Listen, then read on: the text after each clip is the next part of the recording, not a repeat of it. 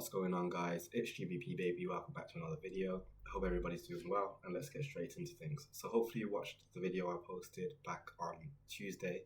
I didn't post on Wednesday just because Thursdays on non-farm payroll aren't really the best. They tend to be a bit of a mess, and also my bias didn't really change anyway. I still wanted to see if dollar could push on higher, so definitely go check out that video first if you haven't, just so you get some idea of what I was expecting. But generally speaking, I wanted to see if we could start running out last week's high. Now, what was nice to see was how Wednesday delivered, and you'll see how we traded just as anticipated, running straight towards these highs, taking out some highs. And on GBP, we also traded beautifully into the discount fair value gap that I drew all of our attention to. So some beautiful delivery in general, but now we are at the dreaded end of the week where we have NFP, and I'm sure all of you are excited, but I don't suggest any of you trade it. Do not recommend it whatsoever, but nonetheless, yeah, my bias hasn't really changed. So if you watch that video, you remember me stating that if we haven't taken out this high by non-farm payroll, then I want to see non-farm payroll take it out, and so that still applies. If we haven't run out this high by non-farm payroll, then I'd expect NFP to help push price through it, because I'm looking for this weekly fair value gap between this low and this high to get filled completely. Again, I spoke about all of this in earlier this week, so do go check it out. But my point is, on the back of it, I'd want to see it help push price higher and fill the weekly fair value gap. What's interesting as well is we also have this daily fair value gap, which I've just seen here, and if I delineate it like so and we scroll over, you'll see how we're trading inside of that, and we're just above the 50% level. So we can use that to help again, because once we get above that, it should be able to provide support for us to use to trade on higher. So we can pay close attention to these things. I'm not going to have all these lines on my charts just because it'll get a bit messy. And if we take a close look at this price action, you can see how we had this beautiful expansion. We came back down. Look how value is respecting this bullish order block. Check that out. 50% here. You can see how value respected the 25% level, and price is traded away accordingly. So I do believe this is acting as a propulsion block. So I do want to see continued expansion. Moving into Friday, sorry, I do want to see us expand higher. Now, we have a bullish order block here. As soon as we traded through that on Wednesday, that then activates this as a bullish order block. And we also have an inversion fair value gap. So let's get all of this marked out. The inversion fair value gap first between this low and this high. Drag that through. And then that is an inversion, daily inversion fair value gap. So that means that price shouldn't be able to drop any lower than this. It should be able to use it as support to then send it higher into our targeted highs right here, and then hopefully see if we can fill the fair value gap. But this would be my general target. And then this open of the bullish order block should be pretty sensitive to price as well, so we'll get that open marked out just for context's sake.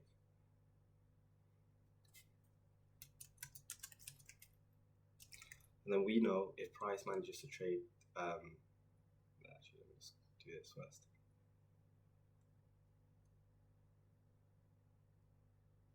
If price manages to trade through this daily inversion fair value gap on the downside, so if price manages to drop through it, that means we know it's weak, and we know that it's likely going to start running for this sell side, because there are some, don't get me wrong, there are some beautiful sell side liquidity below these lows. I have my eyes on these lows for a while now, and I do think that price will eventually come to them. It's just that whether we're going to go for a non-farm payroll, I doubt. But we know if we get below this inversion fair value gap, then it's likely we will. But so long as this inversion fair value gap can hold price, I'm happy to expect us to run for the buy side liquidity. But let's drop down to the 4 hour, and you'll see how price is just consolidating. Again, moving into the new day, I'll be happy to see price get dumped, so I want to see price drop, and then maybe filling this imbalance between this high and this low. There's a fair value gap there, and then I'll want to see price be able to trade outside of it to continue on higher. And then here we have some more relative equal highs to help us with our bias. We will go down to the 1 hour. You can see how we're just in a little bit of consolidation. That daily bullish order block happens to be the opening price of the week. So again, another reason as to why we may expect price to want to return back to this level. And then we have a bullish order block there as well. And then we also have a breaker. We've got a low, high, lower low. This last upside up close candle, which is just below that daily inversion fair value gap, is a bullish breaker. So more reason as to why if price manages to drop down into that, we should be able to find a bullish reaction to help send it into our buy side targets and towards our ideal highs. So here's the 5 minute. Not really much to talk about here, and you can see why I don't like Thursdays. A bit of a consolidated day, really not much going on. And what's interesting is that we left yesterday's high intact. So this is what you call engineered liquidity, in that it's left that high there intentionally, because I believe that tomorrow we're going to come and try and grab that. So let me show you what I mean. You see how we just missed it? They've done that for a reason. I think that tomorrow they're going to be using that to trade into. So some more liquidity residing up there. If in the morning we find ourselves rallying above these highs and then we don't even take out that high, and there's a failure swing and some divergence across the pairs, if that happens, then it's possible we may trade lower on the back of non-farm payroll. It's not worth predicting non-farm payroll, it's not worth trading it, but that's how I'm looking at price in general. As far as I'm concerned, we should be able to see some manipulation dropping into the daily inversion fair value gap, and then price be able to turn around and run for these highs. But it's all easier said than done. So yeah, that's pretty much everything on dollar. Not really much more I want to say there. But yeah, cool. Let's go to GBP, and you'll see how beautiful GBP delivered. Look at this, to our daily fair value gap. So if you watch Tuesday's video, you remember me drawing attention to this fair value gap right here, saying I want to see if it can get down there, and voila, what do we have? Price traded gorgeously down into the low of it, and then came out of it. So some gorgeous delivery down there. And then Wednesday was a strong down day as well, which is what we also anticipated. So it's nice to see that things are all in line with what we expected. Moving into tomorrow, if we're expecting dollar to be able to continue to expand higher, we do want to see if pound can continue to drop, which is completely fine. In terms of where to, there is another daily fair value gap down here. So there's an imbalance here. Price may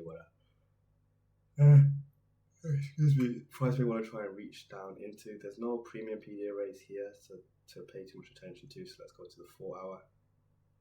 And then here we have a nice bearish order block. So we'll get that marked out in case price manages to get up here. And the reason I'm marking this out is because all these things I'm marking out should provide resistance if we are bearish. So we got a 4 hour bearish order block.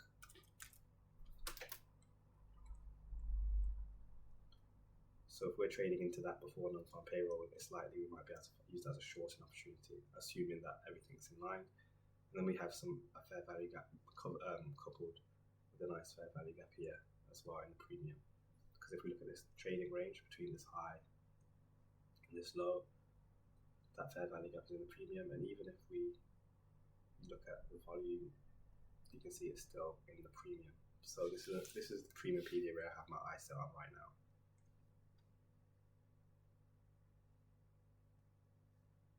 So it'd be nice to see if we can get up into that. Let's go to the 1 hour. And you can see not the best price action. You can see we dropped on Thursday into our fair value gap, and since then we've just been wandering ourselves up. So I'm happy to see price go trace back into this range, and yeah, not really much more to say. We do have a breakout, of course. Why? Because we've got a high, a low, a high displacement. What does the breaker line up with? Fair value gap, of course. So more reason as to why this should be an opportunity to look for potential shorts to reach our lower targets if possible. But again, non-farm payroll, we shouldn't be trading it anyway. And I'm going to preach that every single time, guys. I am. And then here's the original consolidation. Again, displacement. So it's classic. It's very classic for price to return to original consolidation. So I want to see if it can do that again, depending on how early in the day we do it. So like I said, if we find that we're in here early in the day and then we get down here early in the day, as in before the London session, then and only then would I expect non-farm payroll to send price higher. So if we've already traded in below this low, for example, or something before the London session, before the New York session, if that's all happened already, then and only then would I expect us to trade higher on the back of NFP. Until then, I do think that price still needs to tank a little bit more. So that's what I'm looking out for. And then in terms of actual PD arrays at that range, you can see we have this massive downside delivery. We've got some highs right here to fill. So there's reason for price to want to go there. Let's see if any higher time frames have a little bit more of a clear imbalance.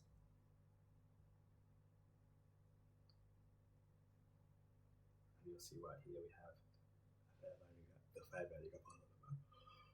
Oh, I'm so tired, guys. Apologies. Very unprofessional. And then obviously we have this imbalance as well, but we're not, as far as I'm concerned, we're not bullish right now. So any kind of premium PDA raise such as this, I'm not looking at, because as far as I'm concerned, we're on the south side of the curve, so we should be looking for sell stops. And we have sell stops residing below here, we have imbalances below here, and we have premium PDA raise such as this that should help turn price around. So yeah, that's how I'm looking at price. And then again, premium versus discount, drag that through, and you can see, alright, we're messing at that 50% level. High premium, we want to be selling, and then we want to be exiting in the discounts. So let's now finish up on Euro USD. Now Euros are moving a little bit janky compared to GBP. GBP's taken out this low already. Euro hasn't. So we might find that Euro has some crazy expansion compared to pound tomorrow. We just need to be very careful, because this outside liquidity was our original target. We still haven't touched it. And then down here as well. So there's a few things to look at here. We'll go on the daily. Excuse me. And then we have a bearish order block now right here. This is the opening of it. And then we also, wow, yeah, all of these lows, of course, because we're looking for price to get down here. And then we have this bearish order block here as well. So because of how consolidated Euro is, it would be nice to think that Euro does stay below this blue line. It just seems very unlikely right now, just because of, why does it seem unlikely? Just because of how much room we're expecting pound to potentially expand and dollar to drop, you know, before the large run. It seems like we're asking for a lot.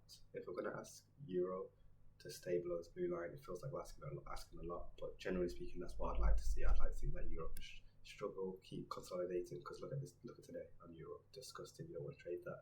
But my point is, if it can continue to consolidate like this, and then non-farm payroll, I'd like to think that we would see some crazy large expansion on Euro, and it will start running straight for the south side, purely because remember, pound hasn't reached this low yet. I mean, pound's already taken out this low, so Euro's the one that's slacking behind. And then it'll be the sixth sister. It needs to catch up, and it'll be forced to run aggressively and catch up, so to speak. So yeah, that's there. Yeah, there's not really much more for me to say on that. If Euro starts rallying above this blue line, so be it. Like, it is what it is. Again, same applies. If we still haven't taken this low out and we get to NFP, then I want to see it get taken. If we have taken it out and we get to NFP, then obviously I want to see a reverse. Or if we're rallying crazy aggressive, we get above this high before NFP, then we're probably going to keep going, because there are some relatively good highs up there. It's just that I don't think this is a reversal as of yet. As in, I don't think we're done on the downside, so I want to see some more expansion. And then there is actually a breaker. High, low, high, high. So this low right here, if we drag that out, that gives us a little range as to where price we want. That as the very highest we want to see price trade for me to be happy to remain bearish. But we'll see. But that's going to be everything, guys. I hope that all makes sense. Definitely go watch Tuesday's video. We'll definitely take a deep look at this weekend. But I hope that all makes sense. Not really much has changed on the fact that, not really much has changed in terms of my bias. Everything remains pretty stagnant. We just gotta wait and see. But just be wary that we do have relative stops below here, and price could easily want to come and grab those. It's just that I don't think we're finished, which is why I'm happy to see and remain bullish. Like, we shouldn't be bearish until proven otherwise, and we haven't been proven otherwise. So there's no reason for us not to expect us to try and reach for the top of the fair value gap. So that's going to be everything, guys. Thank you so much for watching. Don't forget to drop a like, drop a comment, smash subscribe, join the mailing list, and I'll catch you in the next one. Peace.